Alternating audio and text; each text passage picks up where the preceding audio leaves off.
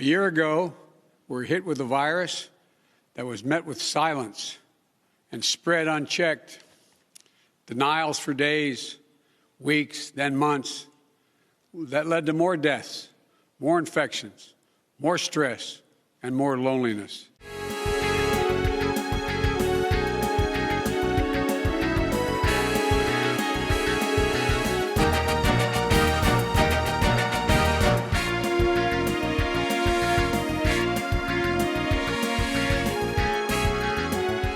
Last summer, I was in Philadelphia and I met a small business owner, a woman. I asked her, I said, "What do you need most?" Never forget what she said to me. She said, looking me in the eye, she said, "I just want the truth. The truth. Just tell me the truth." You want answers! I want the truth! You can't handle the truth! The vast majority of Americans, the risk is very, very low. Young and healthy people can expect to recover fully and quickly if they should get the virus. The highest risk is for elderly population with underlying health conditions. The elderly population must be very, very careful. When I watched Biden take credit for single-handedly solving COVID-19, I thought that it was one of the most dishonest political speeches I've ever seen. This is not to imply that it was. For shameless intellectual dishonesty, one need look no further than Mitch McConnell. Instead, my reaction was visceral. Biden's speech had neither the playfulness of sophistry nor the humor of speciousness. It was just crude and flagrantly dishonest. In short, it was Joe Biden in crystalline form. It wouldn't be that hard to acknowledge the successes of all these people who are involved, right? Regardless of your feelings about, President Trump's personality or whatever it is, right? Joe Biden ran on a platform of bringing people together, of healing, right? We heard so much about healing, and I can't help but think what the reaction would be across America if he stepped in front of that podium last night and said, you know what, let's give credit where credit is due. There were so many Americans involved in this great effort. Why do you think it is that he is that there's such anathema to go there? Why? The answer to this question is obvious. Joe Biden is a plagiarist. He always has been, he always will be. Yet the gross national product does not allow for the health of our children, the quality of their education, or the joy of their play. The standard has been wealth, economic success, and personal gain, the bottom line. But this standard is not a measure of how we can evaluate the condition of our society. It cannot measure the health of our children, the quality of our education, the joy of their play. It does not include the beauty of our poetry, or the strength of our marriages, the intelligence of our public debate, or the integrity of our public officials. It doesn't measure the beauty of our poetry, the strength of our marriages, the intelligence of our public debate, or the integrity of our public official. It measures neither our wit nor our courage, neither our wisdom nor our learning, neither our compassion nor our devotion to our country. It measures everything in short, except that which makes life worthwhile. It counts neither our wit nor our wisdom, neither our compassion nor our devotion to our country. That bottom line can tell us everything about our lives, except that which makes life worthwhile. And it can tell us everything about America, except why we are proud that we are Americans. And it can tell us everything about America, except that which makes us proud to be Americans. Of course, Biden couldn't or wouldn't give any credit to Trump. His whole life, Biden has been taking credit for the work of others. Joe Biden is not a creator, he is a destroyer. He lacked the mental facilities to anticipate the social destruction he would cause with his get tough on crime policies, or to anticipate the bankruptcy of America he would cause with his lies in fomenting illegal wars in the Middle East. The only thing Joe Biden can see is the political advantage of the moment. He's like a feral animal focused on a single object, too stupid and sociopathic to appreciate or care about the long-term consequences of his actions.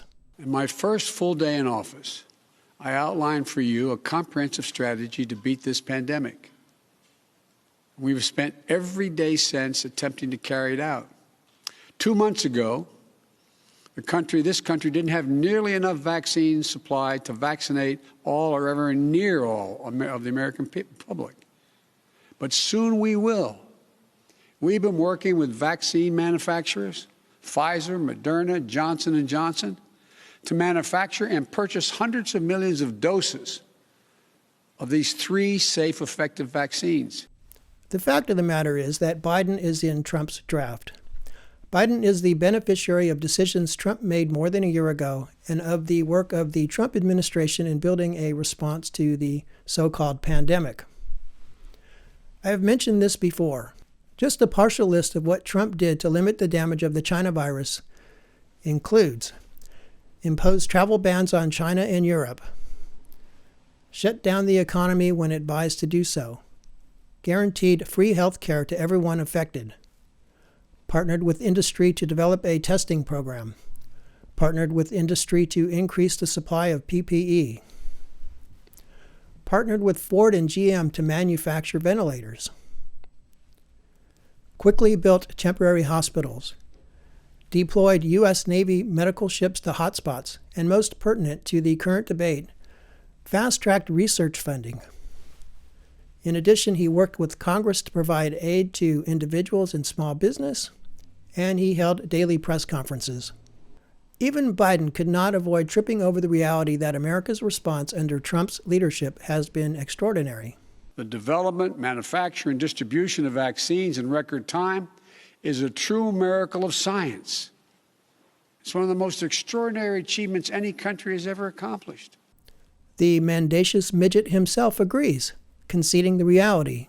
The success story in this terrible year has been the extraordinary, unprecedented advance with the vaccine, where, in January of 2020, we started the process, and 11 months later, we had a highly efficacious vaccine going into the arms of individuals.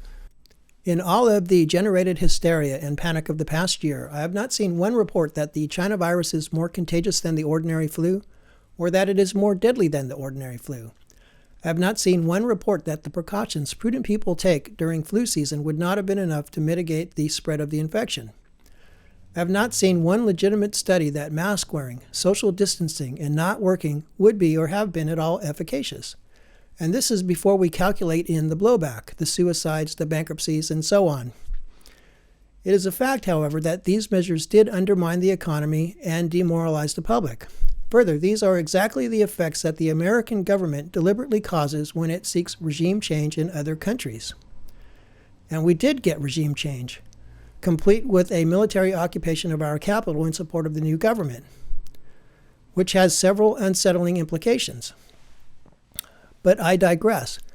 Personally, I believe that we would have been better off, all things considered, if we had paid more attention to Trump's original recommendations. Each of us has a role to play in defeating this virus. Wash your hands, clean often used surfaces, cover your face and mouth if you sneeze or cough, and most of all, if you are sick or not feeling well, stay home. But we are where we are, and in no small part due to the intentional infliction of economic hardship on the American people by the Democrat politicians, who were able to hide behind carefully crafted propaganda and medieval censorship. And it's not about me, it's about millions of Americans who can't put food on the table, who can't pay the rent, and who are we having represent trouble, them. who And we are represent them. getting And by we represent these them. long food and lines we represent that we're seeing. them. I know we you know are. them. I'm just saying. We represent them and we know them. At this point, it's probably best to let the Democrats take ownership of the pandemic. On the one hand, if we come through this stronger and better, no one will believe that Biden had anything to do with it. As much as the events of 2020 were and have been spun against Trump, hardly anyone in the public will ever be convinced that his decisions and actions were fruitless. To the contrary, it's obvious that Biden is at most harvesting Trump's crop, so to speak. On the other hand, the odds are that the Democrats will blow it. They can't stop being themselves. They've already made a mess of the supposed relief package. They've intensified the wasteful wars in the Middle East. And they're in the process of capitulating to China and on illegal immigration. They have no answer for America's ills except that boys should run track with girls. Look, we know what we need to do to beat this virus. Tell the truth. Follow the scientists and the science. Work together. Put trust and faith in our government to fulfill its most important function, which is protecting the American people. No function more important. We need to remember the government isn't some foreign force in a distant capital. No, it's us, all of us, we the people. The only policy Joe Biden proposed during the campaign was that everyone will be forced to wear a COVID mask for 100 days. Now he's added a second one. Everyone must submit to Fauci's chemistry experiment. Listen to Dr. Fauci, one of the most distinguished and trusted voices in the world. He's assured us the vaccines are safe. They underwent rigorous scientific review. I know they're safe. It is also apparent that the government is contemplating severe restrictions to civil rights to force people to take the injections. For example, the government is contemplating vaccine passports as a requirement for participating in ordinary commerce. In the coming weeks, we will issue further guidance on what you can and cannot do once fully vaccinated, to lessen the confusion, to keep people safe, and encourage more people to get vaccinated. This, of course, does not make any sense. If the so-called vaccine is safe and 95% effective, then there is no reason why people who submit should fear those who don't. This is even stupider than the original idea of quarantining healthy people. Further, infringing on constitutional guarantees should be based on more than untested technology, which has not been approved under the regulatory system, but which has merely been authorized for emergency use. The history of vaccinology has rescued us from smallpox, from polio, from measles, from all of the other diseases. What is the problem here? This is a vaccine that is going to be life-saving for millions of people. How some groups would not want to do it for reasons that I just don't understand. The bottom line is that this technology has not been proven to be safe and effective under our system for testing medical products. To the contrary, what limited animal testing was done caused the honest researchers to conclude that the technology is not safe for humans. We are nevertheless now conducting a test on billions of humans. My position is that I want to wait 5, 8, even 10 years to see how it turns out before I agree to have my DNA updated by Bill Gates. He has never gotten Windows to work properly. He's the last person I will trust to change my code. In the meantime, I'll take my chances with corona variants and other diseases. My body, my choice, and all that. In conclusion, COVID-19 is the best thing that ever happened for Joe Biden. There is simply no way that he would have been elected under less traumatic conditions. This alone should give everyone pause. Elevating to 10,000 feet, what the Democrat politicians and their masters in international business and the Chinese government appear not to appreciate is that today is complicated. Tomorrow is scary, but yesterday everything was easy. People yearn for lucid policies which benefit them and will always hearken for simpler times, even though yesterday used to be as complicated as today. Our future remains brighter than anyone can imagine.